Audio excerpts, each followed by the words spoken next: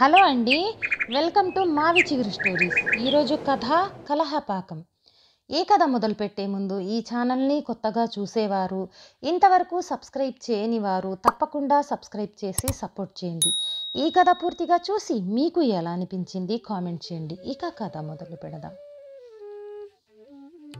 Hyderabad camp నుండి తిరిగి వచ్చిన మధు ఉత్సాహంగా తన ఫ్లాట్కి వచ్చి ఇల్లంతా కలియ చూస్తూ, అరే నా బంగారు కొండ ఎక్కడికి వెళ్ళింది, ఎప్పుడు హాల్లో టీవీ చూస్తూనో ఏదో పుస్తకం చదువుతూనో ఉండేది అనుకుంటూ 2 బెడ్రూమ్లు బాల్కనీలో కూడా చూసి ఎక్కడికి వెళ్ళుంటుందబ్బా అనుకుంటూ ఉషా ఉషా పిలిచాడు మధు బిగ్గరిగా. అందామె ఒక మూల నుండి పలుకుతున్నట్టుగా. ఎక్కడున్నా ఉషా అడిగాడు మళ్ళీ అదే బిగ్గర స్వరంతో. ఆ పిలుపుతో ఉషా పులుపు తిన్నట్టుగా ఒక్కసారిగా ఉలిక్కిపడి, అబ్బా ఎందుకలా మిరపకాయ కొరికిన కాకిలాగా అరుస్తున్నారు, నేనెక్కడికి వెళ్తాను, వంటగదిలోనే ఉన్నాను చెప్పిందామె ఓ పాత్రతో హాల్లోకి నడిచి వస్తూ. నువ్వు వంటగదిలోకి వెళ్ళావా? అయినా వంటగదిలో నీకేం పని? మన వంట మనిషి చిలకమ్మ ఎక్కడికి వెళ్ళి తగలడింది అడిగాడు మధు కొంచెం భయంగా.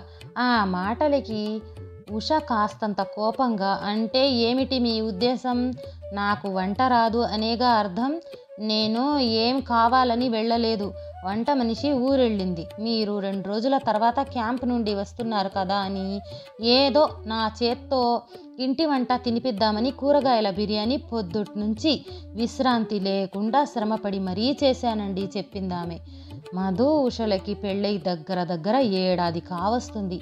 ఉషని ప్రేమించి పెళ్లి చేసుకున్నాడు మధు. ఉష అన్నిట్లో చురుగ్గా ఉంటుంది, కానీ వంటే రాదు పాపం. అందుకే చిలకమ్మ అనే వంట మనిషిని పెట్టాడు. కానీ ఉష తన స్వహస్తాలతో మధుకి వండి పెట్టి అతని మెప్పు పొందాలనే ఆతృతతో అప్పుడప్పుడు మధుని ఇబ్బంది పెడుతూ ఉంటుంది. ఇప్పుడు కూడా మధు ఒక్క క్షణం ఉష వంక చూస్తూ,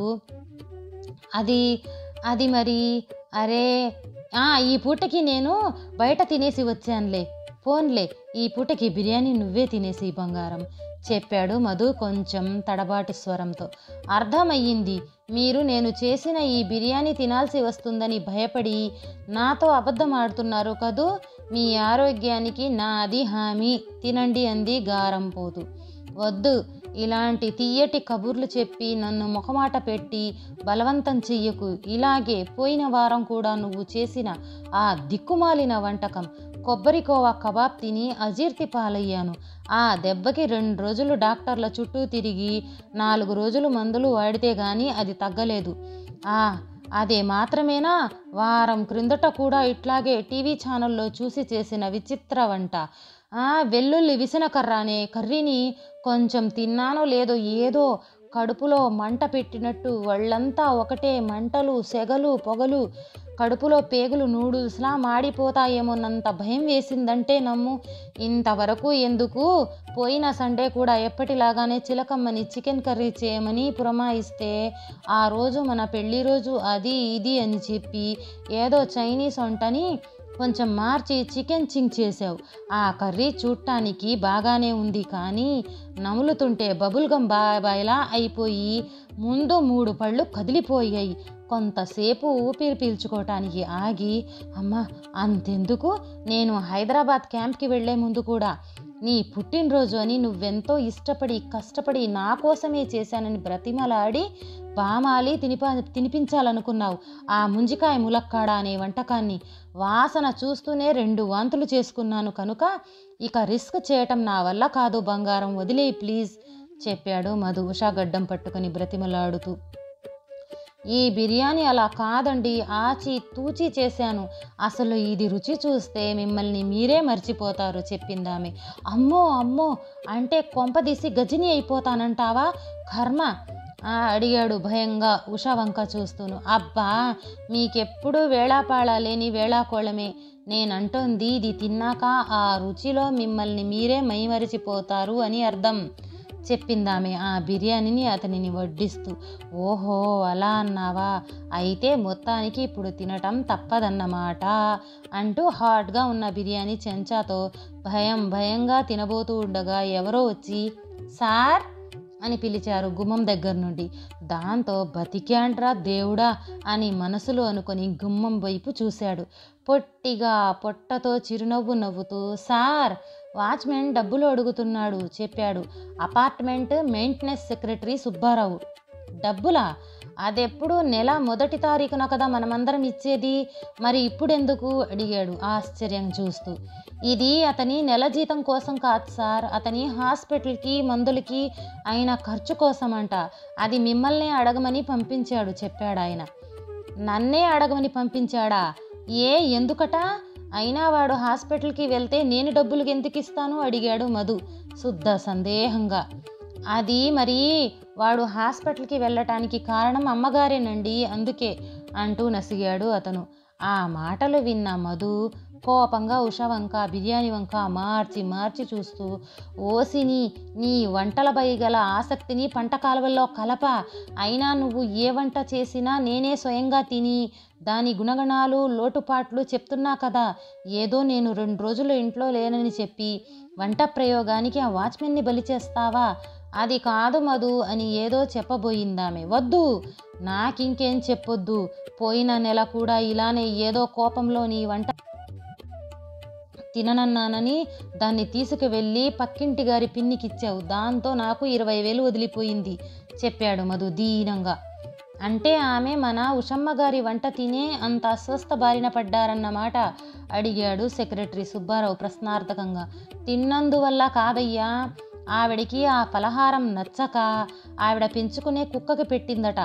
అది ఒక 2 ముద్దలు తిని తలని అటు ఇటు విదిల్చి ఆవిడ పిక్క కరిచి పారిపోయిందట. దాంతో ఆవిడకి అయిపోయిన హాస్పిటల్ ఖర్చులు, పారిపోయిన కుక్క ఖరీదు నేనే చెల్లించాల్సి వచ్చింది. పైగా వాళ్ళ ఇంపోర్టెడ్ బుల్డాగ్ ఆ పలహారం రుచి భరించలేక పారిపోయిందని తిట్లు వేరే. అతని మాటలకి సుబ్బారావు, సార్ మన వాచ్మెన్ హాస్పిటల్ వెళ్ళటానికి అమ్మగారే కారణం అంటే అర్థం మీరనుకున్నట్టుగా ఆవిడ వంట మాత్రం కాదు. అమ్మగారు వాణ్ణి నిన్న కరాటే కుంఫూలతో చితక బాధేశారట. అది అసలు కారణం చెప్పాడు అతడు. అతని మాటలు విన్న మధు మరొకసారి ఆమె వంక కోపంగా చూస్తూ, అవ్వా నీకేం వచ్చిందే? పొయ్యే కాలం ఏదో మొగుడిని కాబట్టి నువ్వు అప్పుడప్పుడు చిరాకుతో కొట్టినా కిక్కురు మనకుండా కుక్కిన పేనులాగా పడి ఉంటున్నా కానీ వాణ్ణి కూడా మొగుడిని కొట్టినట్టు కొడతావా? వాడికి అసలే నీ దెబ్బలు కొత్త పాపం, ఎలా తట్టుకున్నాడో ఏమో. అయినా వాణ్ణెందుకు కొట్టినట్టు? ఎందుకా? నాకు పుస్తకం ఇచ్చాడు. ఆ క్షణంలో బాగా కోపం వచ్చింది. 4 దెబ్బలు కొట్టి డొక్కలో 2 కిక్కులు ఇచ్చాను. అల్పుడు హాస్పిటల్ జైన్ అయినట్టున్నాడు చెప్పింది ఆమె తేలిగ్గా. పుస్తకం ఇచ్చినందుకు కొట్టావా? అంటే అది అంత ఇవ్వకూడని పుస్తకం అన్నమాట. మంచి పని చేసావు బంగారం. వెధవని నేను 4 లేత దెబ్బలు కొట్టి జనరల్ వార్డు నుండి ఏకంగా ఐసీయూకి పంపిస్తానుండు చెప్పాడు మధు ఆవేశంగా కూర్చున్న కుర్చీలో నుంచి పైకి లేస్తూ. అబ్బా మధు, పుస్తకం అంటే నువ్వు అనుకున్నట్టు అది వేరే రకం పుస్తకం ఏం కాదులే, వంటల పుస్తకమే చెప్పింది ఆమె. వంటల పుస్తకం ఇచ్చాడని కొట్టావా? అయినా వాడికెందుకు వంటల పుస్తకం ఇచ్చినట్టు? కొంచెం వివరంగా వివరించు బంగారు అడిగాడతడు అయోమయంగా. ఏముంది, మన వంట మనిషి ఊరెళ్ళింది. మొన్న నేనేం అన్నం కూరలు వండాను, కానీ ఆ రోజు ఎందుకో మనసు బాగోలేక ఏమీ తినబుద్ధి కాల. దాంతో అవన్నీ ఓ క్యారేజీలో పెట్టి మన వాచ్మెన్కి ఇచ్చేశాను. మరుసటి రోజు నా మానాన నేను మార్కెట్ నుండి వస్తుంటేను అమ్మగారు థ్యాంక్స్ అండి అన్నాడు. దేనికి అని అడిగితే వాడికిచ్చిన ఆ వంటకాలన్నీ వాళ్ళ ఇంటికొచ్చిన చుట్టాలకి పెట్టాట. ఎప్పుడు వారం రోజులు తిష్ట వేసే వాళ్ళు చుట్టాలు నా వంటల్ని 2 పూటల రుచి చూసేసరికి ఆ రోజే బయలుదేరి వెళ్ళిపోయారట. అందుకు కూడా నాకు వాడిపై అప్పుడు కోపం రాలేదు, కానీ అందుకు వాడు కృతజ్ఞతగా బాగా వంటలు ఎలా చేయాలో 20 రోజుల్లో నేర్పే పుస్తకం ఇచ్చాడు నాకు. అంతే, ఇక నన్నన్నా భరించేదాన్ని, కానీ నాకు వంట రాదని ఇండైరెక్ట్గా ఆ పుస్తకం ఇచ్చేసరికి నా కోపం నశాలానికి అంటి వాడి తాట తీశాను అంతే చెప్పింది ఆమె మూతి బిగించి. మరి ఆమె చెప్పడమే ఆలస్యం అన్నట్టుగా పెద్దగా నవ్వేశాడు మధు. దాంతో సుబ్బారావు కూడా నవ్వాపుకోవాలనుకుంటూనే బిగ్గరగా నవ్వేశాడు. కానీ వారిద్దరి నవ్వు చూసి ఉషకి మాత్రం కోపం రెట్టింపై ఏం చేయాలో తోచక వండిన కొత్త వంటకం తీసుకురావటానికి గాను వంటింట్లోకి వెళ్ళింది. ఈ కథ నచ్చితే లైక్ షేర్ చేసి తప్పకుండా సబ్స్క్రైబ్ చేయండి.